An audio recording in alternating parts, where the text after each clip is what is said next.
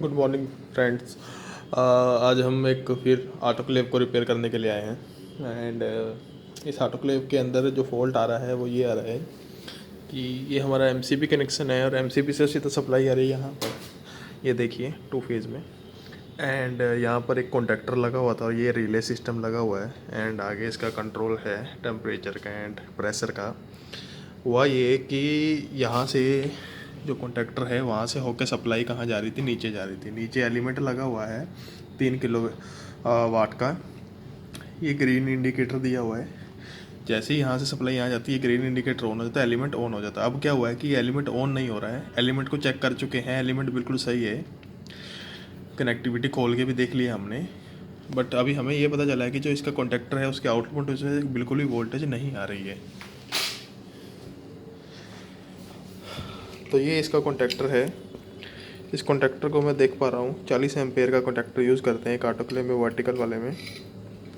And इस autoclave के अंदर क्या है, ये हमारे इनपुट टर्मिनल थे यहाँ और यहाँ 2 इनपुट वोल्टेज आ रही थी फेज और न्यूट्रल की, और यहाँ से इन 2 टर्मिनल से आउटपुट निकल के एलिमेंट में जा रहा था। तो मैंने इसको चेक किया। इसको अब हम खोलेंगे कि इसको चेक करने का बिल्कुल आसान तरीका होता है।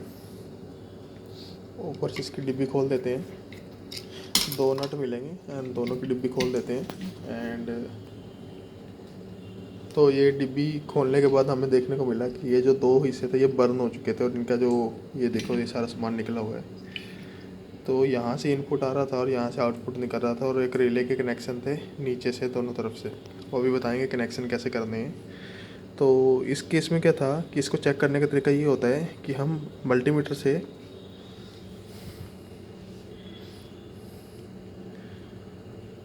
यहाँ पे लेके आते हैं। कॉन्टीन्यूटी आपका मल्टीमीटर जैसा भी है वहाँ पे हम कॉन्टीन्यूटी वाले सेक्शन में लेके जाएंगे और कॉन्टीन्यूटी वाले सेक्शन में लेके जाकर हम क्या करेंगे, एक पॉइंट यहाँ रखेंगे और दूसरा पॉइंट यहाँ रखेंगे। दोनों के दोनों इलेक्ट्रोड को यहाँ रखने के बाद जो ऊपर से स्प्रिंग है उसको अंदर की तरफ हम क्या करेंगे, प्रेस करेंगे। ये अंदर की तरफ प्रेस करेंगे। प्रेस करने से क्या होता है, या कॉन्टीन्यूटी आनी चाहिए। अगर कॉन्टीन्यूटी नहीं आ रही है तो इसका मतलब ये आपस में कनेक्टिविटी नहीं बन रही। यही इस केस में हुआ था, ये अंदर से टूट चुके थे इसलिए कनेक्टिविटी नहीं बन रही थी। लेकिन इस वाले जो टर्मिनल हैं ये बाहर से भी आप कर सकते हो, डिब्बी खोलने की ज़रूरत भी नहीं है। तो इनको जब आप प्रेस करोगे तो ये वाला और ये वाला आपस में कनेक्टिविटी बन जाती है। तो कनेक्टिविटी बनने से करंट जाएगा और आगे हमारा आउटपुट निकलेगा। तो ये केस इसमें नहीं हो पा रहा था। तो अब हम क्या करेंगे, ये वाले जो आउटपुट टर्मिनल है, इनपुट है, इस इनपुट को उठा के यहाँ शिफ्ट कर देंगे और इसे आउटपुट को उठा के यहाँ शिफ्ट कर देंगे। तो ये 4 टर्मिनल है, इसमें कर सकते हैं, 3 वाले में नहीं कर सकते। नया रिले, नया कॉन्टैक्टर लगाना पड़ेगा उसमें। तो अब हम क्या करेंगे, ये वाले जो कनेक्शंस हैं इधर वाले, इसको इधर शिफ्ट करने वाले हैं और यहाँ से हम इसका आउटपुट लेके एलिमेंट में भेज देंगे और हमारा सही हो जाएगा। ओके, तो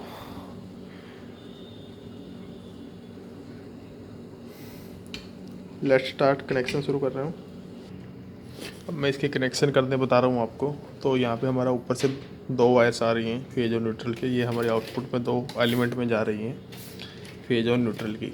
तो हमने क्या करना है, ये जो ऊपर से आ रही है फेज और न्यूट्रल की जो 2 तारें आ रही हैं, ये 2 तारें आ रही हैं, ये एक ये और एक ये फेज और न्यूट्रल की। इसके साथ हमने क्या जोड़ना है, जो रिले है, रिले की जो लाइन है वो हम लाइन के साथ जोड़ देंगे। और रिले का जो न्यूट्रल पार्ट है, न्यूट्रल से जो वायर निकल के आ रही है उस न्यूट्रल वाली वायर को हम दूसरे वाली जो ब्लैक वायर है यहाँ से जो भी आपका न्यूट्रल है उसके साथ हम इसको कनेक्ट कर देंगे। ठीक है, ये दोनों हमने आपस में कनेक्ट कर दी हैं।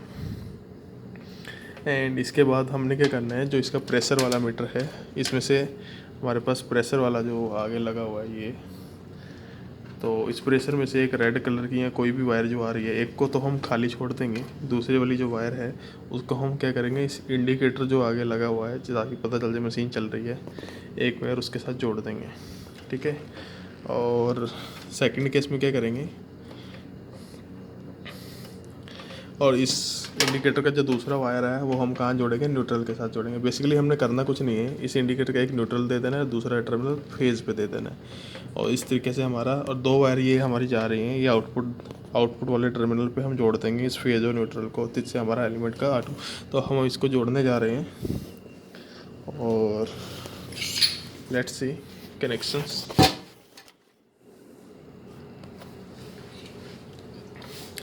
तो आपके सामने है ये हमारा पॉइंट, ये हमारे इनपुट्स थे और ये 2 आउटपुट ख़राब हो चुके हैं। इन 2 आउटपुट की जगह हम इन 2 आउटपुट का अब यूज़ करने वाले हैं और इसको हम ऑटो प्ले को चालू करने वाले हैं। तो ये हमने एक न्यूट्रल का फेज,